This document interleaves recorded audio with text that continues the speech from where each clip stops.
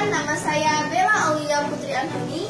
Saya berasal dari kelas 9A SMPN Negeri 1 Rejang-Lebong. Hai teman-teman semua, apa kabar? Saya harap kalian dalam keadaan sehat walafiat, walaupun di dalam kondisi pandemi saat ini. Nah, pada kesempatan kali ini, saya akan mengulangi pembelajaran kita yang telah kita pelajari di sekolah. Di sini, saya akan mengulang pelajaran kita mengenai biologi, yaitu tentang sistem reproduksi manusia.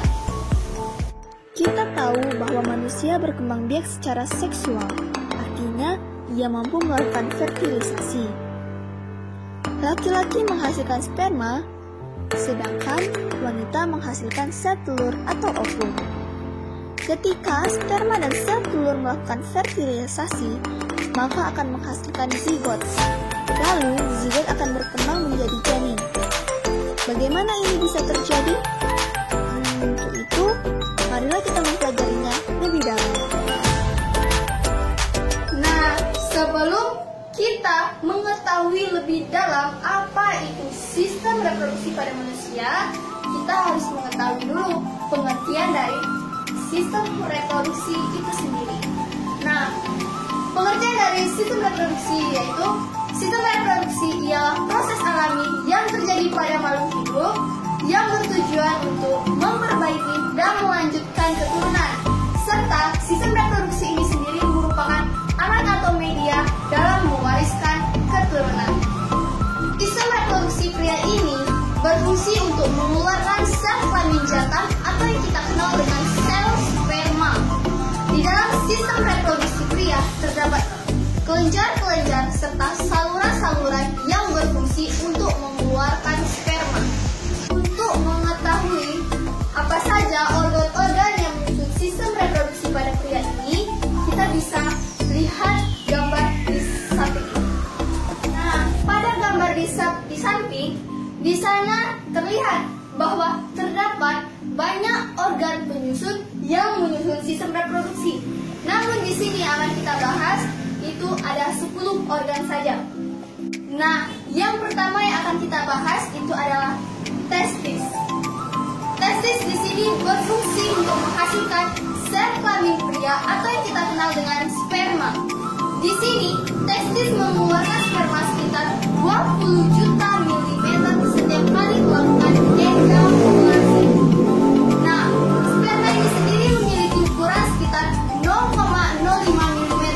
Jadi dapat dibayangkan bahwa sperma ini sangat kecil.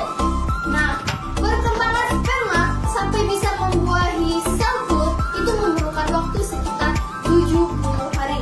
Jadi dapat dibayangkan teman-teman betapa lamanya si sperma ini bisa dapat membuahi si sel telur.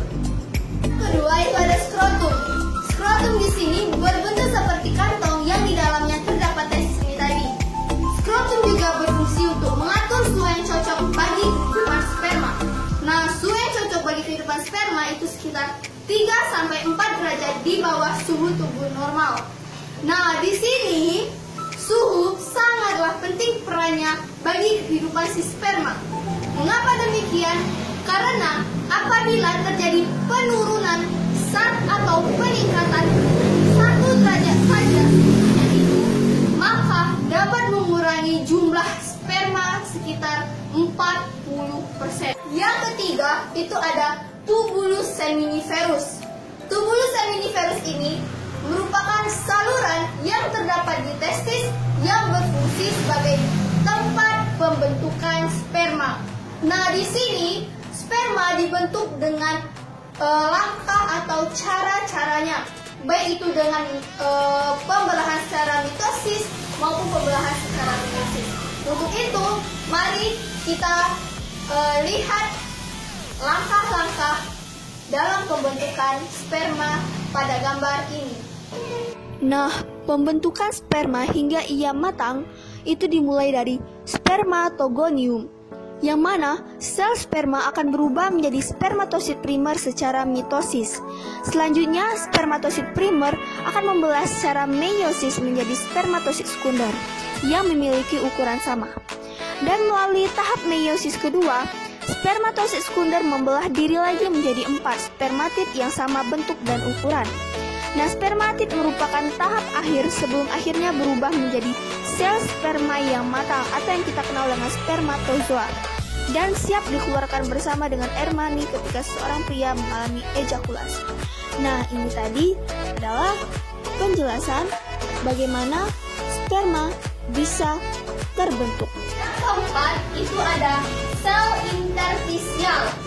Sel interstisial ini merupakan sel yang terdapat di testis yang berfungsi untuk menghasilkan hormon kelamin pria. Nah, di sini hormon kelamin pria diproduksi atau dihasilkan oleh sel interstisial. Selanjutnya yang kelima itu ada sel Sertoli. Sel Sertoli ini merupakan sel yang terdapat di testis yang berfungsi untuk menyediakan makanan bagi sel sperma. Jadi sperma di sini sama seperti kita juga membutuhkan makanan yang dihasilkan oleh si sel Sertoli ini. 6 itu ada penis. Nah, penis di sini berfungsi sebagai alat kopulasi. Kopulasi itu apa sih? Kopulasi itu sendiri merupakan di mana proses alat kelamin pria memasuki spermanya ke dalam alat kelamin wanita supaya si sperma ini tadi bisa membuat si sel telur. Nah, untuk melihat mana itu penis bisa kita lihat di gambar satu ini. Itu ada ductus epididymis. Ductus epididymis ini berfungsi sebagai tempat pematangan dan tempat penyimpanan sementara sperma ini tadi. Di sini sperma disimpan setelah matang, itu disimpan sementara di ductus epididymis sebelum disalurkan dan disimpan di kantong sperma. Kesembilan itu ada kantong sperma. Nah, kantong sperma ini berfungsi sebagai tempat penyimpanan sperma ini tadi atau penampungan sperma ini tadi. Yang ke-10 itu ada kelenjar prostat dan kelenjar Cowper. Nah, di sini kelenjar prostat dan kelenjar Cowper menghasilkan cairan semen yang berfungsi untuk memberikan nutrisi serta mempermudah gerak si sperma. Nah, di sini ada cairan semen. Nah, cairan semen ini sering kita kenal dengan cairan mani. Nah, cairan ini merupakan cairan yang membawa sel-sel sperma yang dikeluarkan oleh organ-organ seksual jantan, yang mana fungsi utama cairan ini adalah untuk menghantarkan sel-sel sperma untuk membuahi sel telur yang dihasilkan oleh individu betina. Tadi adalah penjelasan mengenai sistem reproduksi pria. Nah, sebelum kita melanjuti pembelajaran kita, saya akan menjelaskan bagaimana cara pengeluaran sperma dan bagaimana bentuk-bentuk si sperma ini. Untuk itu, ayo kita lihat. Lalu, bagaimana cara pengeluaran sel sperma yang telah terbentuk tadi? Sel sperma yang telah terbentuk melalui proses spermatogenesis yang berada di tubulus seminiferus, kemudian dikeluarkan ke saluran vas deferens, lalu naik ke batas posterior testis, menembus inguinalis kanal, dan memasuki rongga panggul serta lengkungan. Kemudian, berjalan terus melewati vesicula seminiferus yang berada di bawah kandung kemih yang memberikan energi pada sperma supaya sperma aktif dalam bergerak. Energi yang dilepaskan vesicula seminiferus melewati ductus ejakulasi dan sperma akan dikeluarkan ke uretra dengan cairan kelenjar prostat bersama dengan sperma mengelilingi uretra prostat. Kemudian dikeluarkan dan menuju ke kelenjar bulbul. Kelenjar ini menghasilkan sekresi Leander Acoli melewati penis membawa semen campuran sperma lalu disekresikan. Kita pun perlu tahu bagaimana bentuk sperma dan bagian-bagiannya. Sperma terbagi menjadi 3 bagian, yaitu bagian kepala, tengah, dan ekor. Di bagian kepala terdapat akrosom yang mengandung enzim. Untuk pembuahan terdapat nukleus atau inti sel. Lalu di bagian tengah terdapat mitokondria sebagai penghasil energi yang berupa ATP untuk sel. Karena sperma ini motil atau tidak bergerak dengan sendirinya, Maka, sperma membutuhkan ATP untuk menghasilkan energi supaya dapat bergerak dengan cepat. Kemudian, di bagian ekor atau yang disebut dengan flagel, jadi flagel ini bagian sperma yang digunakan untuk mendorong atau bergerak diri mereka sendiri, di mana bagian ekor ini pergerakannya seperti cambuk. Hal itulah yang menyebabkan sperma itu bergerak.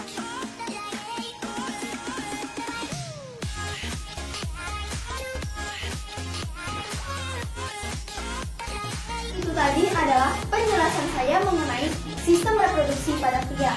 Selanjutnya kita akan menjelaskan tentang sistem reproduksi pada wanita. Nah, sistem reproduksi pada wanita ini sama halnya fungsinya dengan sistem reproduksi pada pria. Hanya bedanya, pada sistem reproduksi pria itu berfungsi untuk menghasilkan sel sperma, sedangkan pada wanita itu untuk menghasilkan sel telur atau ovum. Nah teman-teman, di dalam sistem reproduksi wanita itu terdapat organ-organ pengisinya. Nah, dengan kita memahami organ reproduksi pada wanita, maka kita sebagai wanita bisa mengetahui cara merawat organ reproduksi dengan benar. Sehingga kita sebagai wanita, kita akan lebih tanggap dalam memahami masalah yang mungkin terjadi pada organ reproduksi tersebut. Sistem reproduksi wanita ini terdiri dari beberapa organ yang menjalankan fungsinya masing-masing. Nah, di sini sistem reproduksi wanita itu tersusun oleh organ-organ yang menyusunnya yang menjalankan fungsinya masing-masing. Nah, di sini di sistem reproduksi wanita itu terdapat sepasang ovarium, yang mana ovarium di sini berfungsi untuk menghasilkan sel telur atau ovum. Nah, sepasang ovarium ini memiliki saluran telur yang disebut dengan tuba falopi. Nah, saluran telur ini bermuara di uterus atau yang kita kenal dengan rahim. Nah, leher rahim atau serviks itu berhubungan atau menyambung dengan vagina atau tempat keluarnya bayi. Nah, untuk lebih memperdalam, untuk lebih memperjelas lagi fungsi-fungsi dari organ-organ yang menyusun sistem reproduksi wanita, kita bisa lihat pada gambar ini. Bagian pertama dari alat reproduksi wanita itu adalah ovarium atau indung telur. Nah, yang merupakan organ untuk memproduksi sel telur serta beragam hormon pada wanita, yaitu estrogen dan progesteron. Ovarium terletak di sisi kanan dan kiri dan terhubung dengan rahim melalui tuba falopi. Ovarium kiri dan kanan mengeluarkan sel telur dengan cara bergantian setiap 28 hari, sehingga terciptalah menstruasi. Tuba falopi. Tuba falopi ini merupakan saluran yang membentang dari ujung kanan hingga ujung kiri. Nah, yang mana fungsinya itu sendiri yaitu sebagai jalan ovum menuju rahim. Nah, tuba falopi ini juga bisa menjadi tempat terjadinya pembuahan serta menjadi tempat persiapan hasil pembuahan sebelum menuju rahim. Jika itu ada uterus atau rahim. Nah, uterus atau rahim ini adalah bagian dari sistem reproduksi yang bentuknya serupa dengan buah pir. Nah, jadi teman-teman, apabila kalian pernah memakan buah pir, itu bisa kalian lihat bahwasanya rahim itu seperti bentuk buah pir. Nah, uterus di sini adalah ruang bagi janin untuk tumbuh dan berkembang selama masa kehamilan. Uterus tersusun dari otot-otot yang memiliki sifat yang elastis sehingga dapat membesar dan mengikuti ukuran janin. Saat proses persalinan tiba, otot uterus akan mengalami kontraksi yang dapat membantu janin untuk keluar melalui jalan lahir. Keempat, itu ada serviks atau leher rahim. Nah, serviks atau leher rahim ini adalah jalan masuk utama antara uterus dengan vagina, yang mana bentuknya itu seperti dinding yang sempit, tetapi sifatnya fleksibel dan dapat melebar saat proses persalinan tiba. Nah, serviks juga merupakan salah satu alat reproduksi wanita yang rentan terhadap penyakit. Apa buktinya? Buktinya dengan tingginya tingkat penyakit kanker serviks pada wanita. Nah, yang terakhir itu ada vagina. Vagina adalah alat reproduksi yang letaknya lebih ke arah dalam.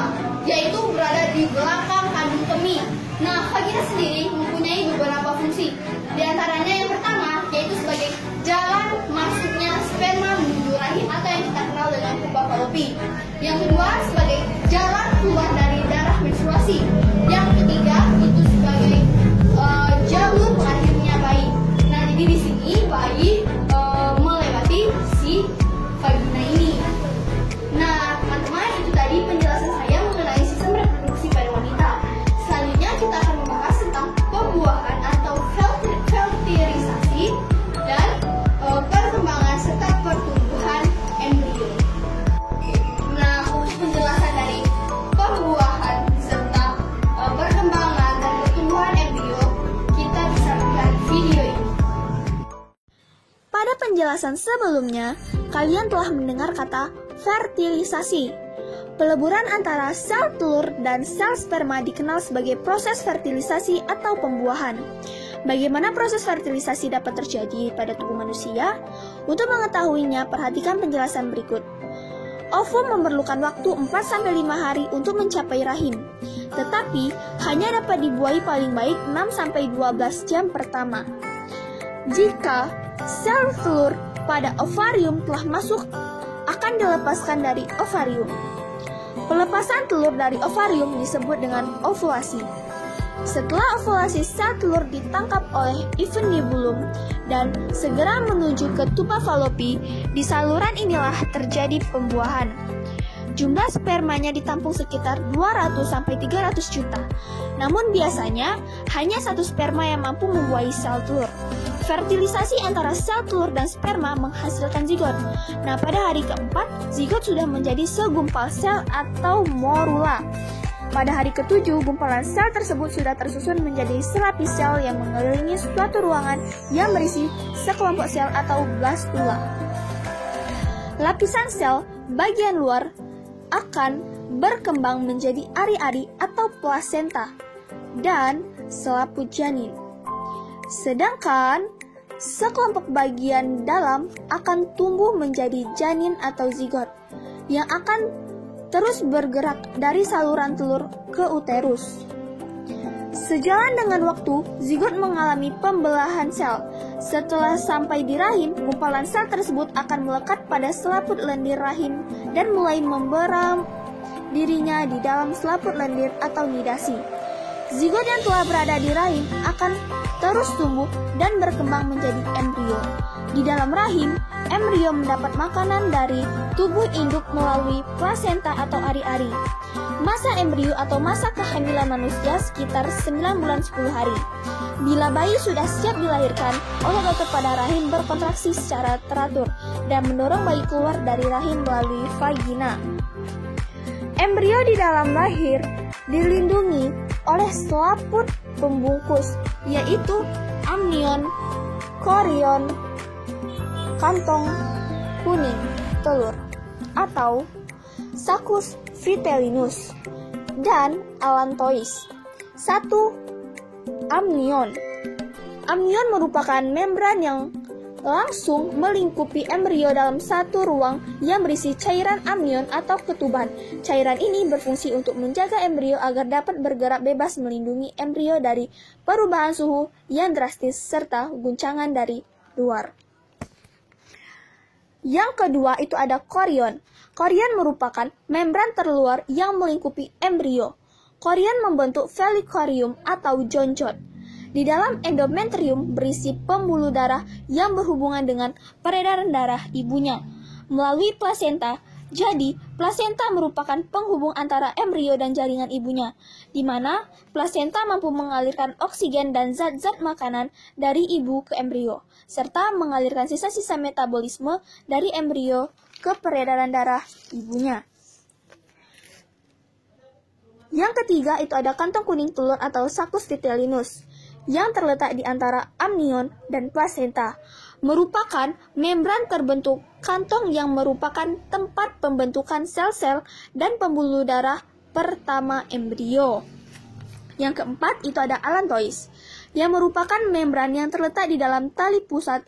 Allantois ini berfungsi sebagai alat respirasi, saluran makanan, dan ekskresi. Di dalam allantois terdapat pembuluh darah yang menyalurkan zat-zat makanan dan oksigen dari ibu dan mengeluarkan sisa metabolisme.